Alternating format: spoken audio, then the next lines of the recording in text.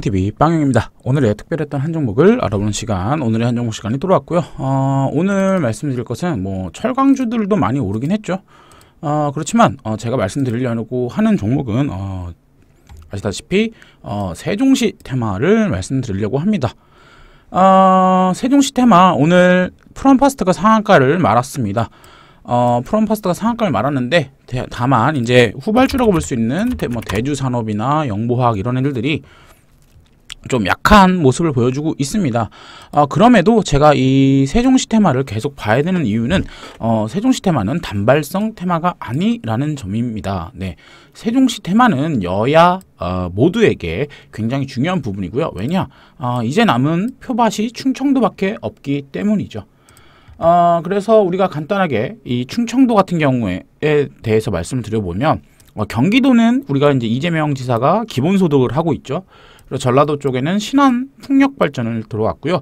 경상도 쪽에는 가덕도 신공항이 있습니다.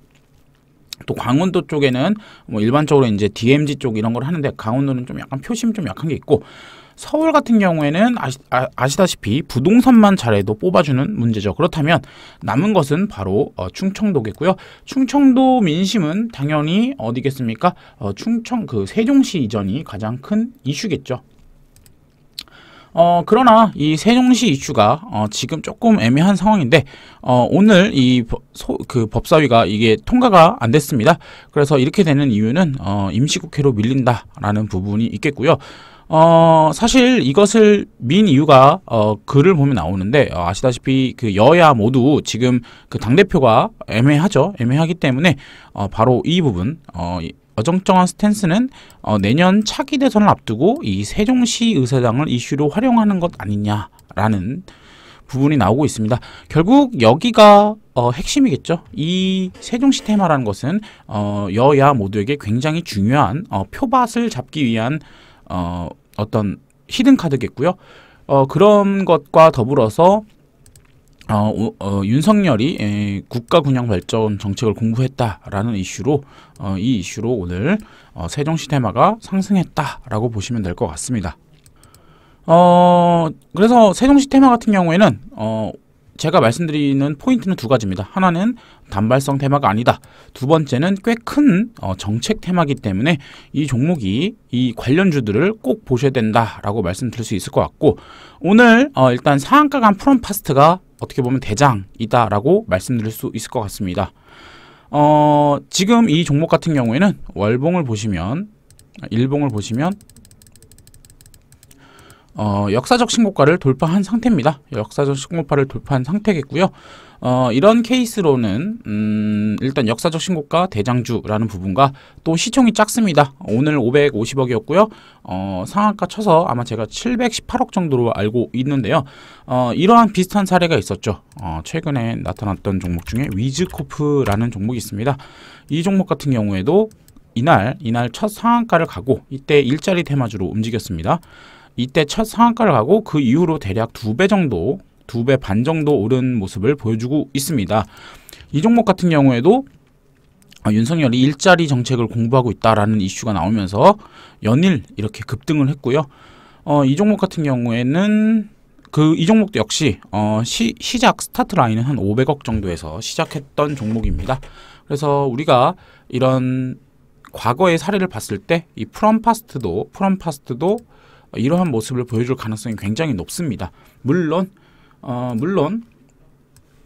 이 세종의사당법이 무산이 됐지만 내용을 보시면 결국은 6월 임시국회에서 다시 한번 나올 것이다. 그리고 이것은 바로 이 정치권의 정략적 활용에 따라서 움직이는 것이다 라고 얘기가 나왔기 때문에 꼭 보셔야 되겠고요.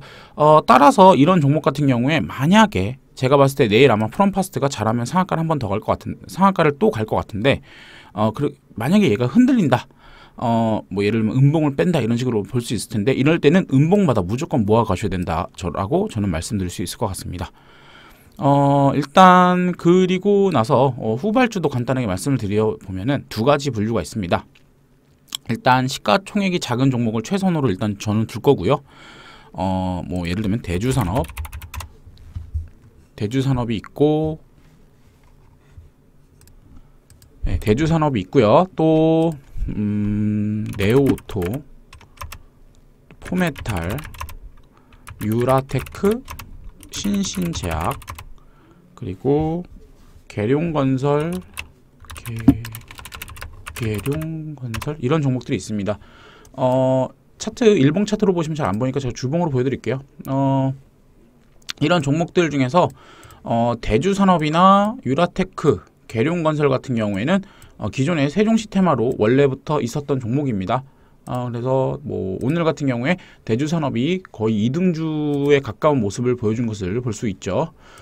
이 기업들 같은 경우에는 세종시에 있는 것이 확실하고 기존에 이 세종시스템으로서 옛날부터 있었던 종목이기 때문에 당연히 봐주셔야 되는 종목이고, 그 외에 뭐 네오오토, 또 포메탈 이런 종목들 같은 경우에는 충청권에 회사들이 있는 종목입니다.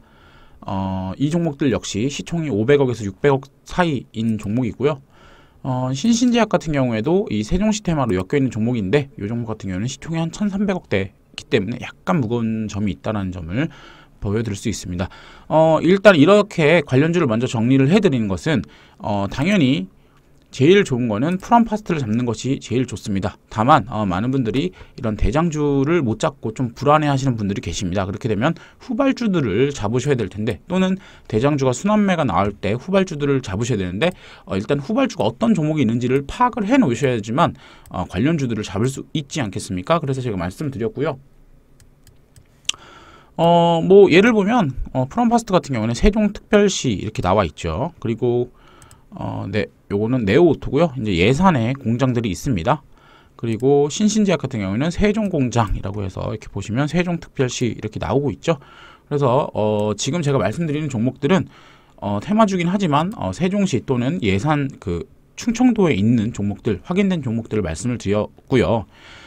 그렇다면 결국은 우리가 프롬파스트가 날아간다면 이 친구들도 날아갈 건데, 그럼 프롬파스트의 차트 분석을 간단하게 보자라는 부분이죠.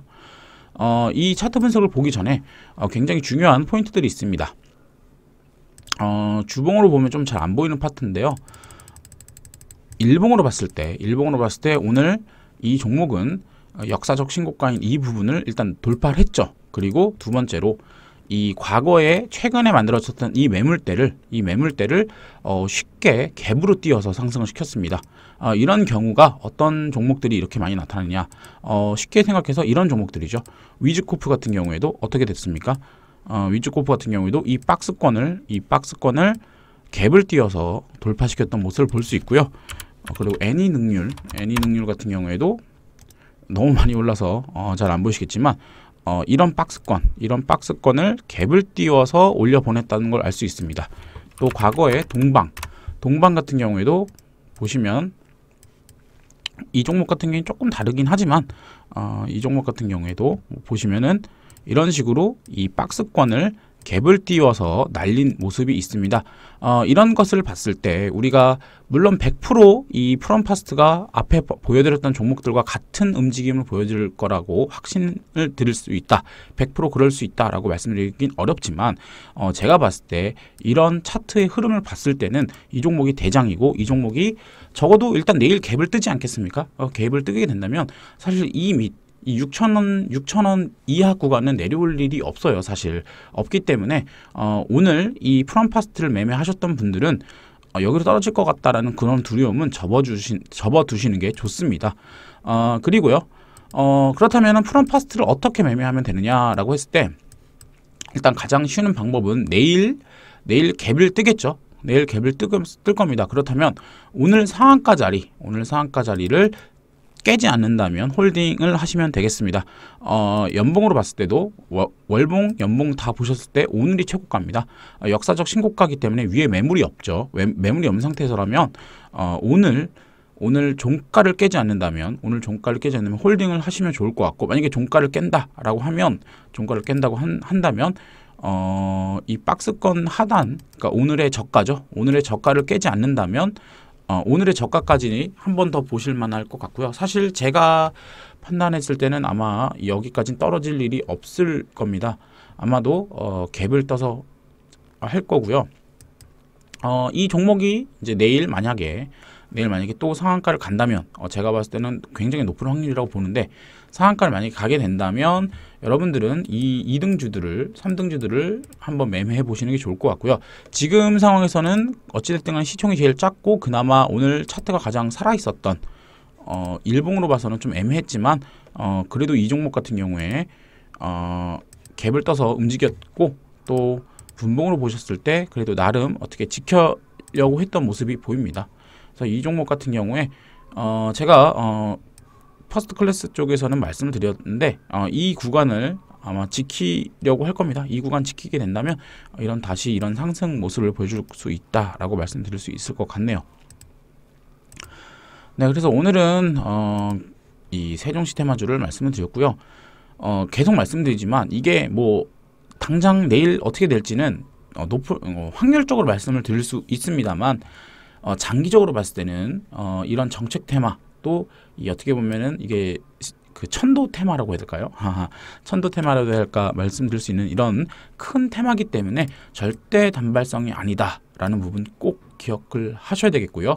단발성이 아니기 때문에 이런 종목들은 사실 뭐 그냥 쭉쭉쭉 그냥 갭으로 떴으면 좋겠지만 흔들 수가 있어요. 흔들 수가 있죠. 왜냐면 뭐 지금 오늘 나온 뉴스로 뭐 세종시 된다 안 된다 뭐 법사위 무산됐다 이런 것들이 있기 때문에 두려움 때문에 약간 뭐 이런 식으로 하락할 수 있겠죠. 하지만 이런 종목들은 음봉바닥 모아갔을 때 지금 오늘의 고가 오늘의 종가는 무조건 넘길 수 있다라고 제가 자신 있게 말씀드릴 수 있을 것 같습니다. 네, 그래서 오늘은 간단히 이렇게 마무리하도록 하겠고요. 구독과 좋아요 그리고 알람 설정까지 꼭 부탁드리겠습니다. 감사합니다.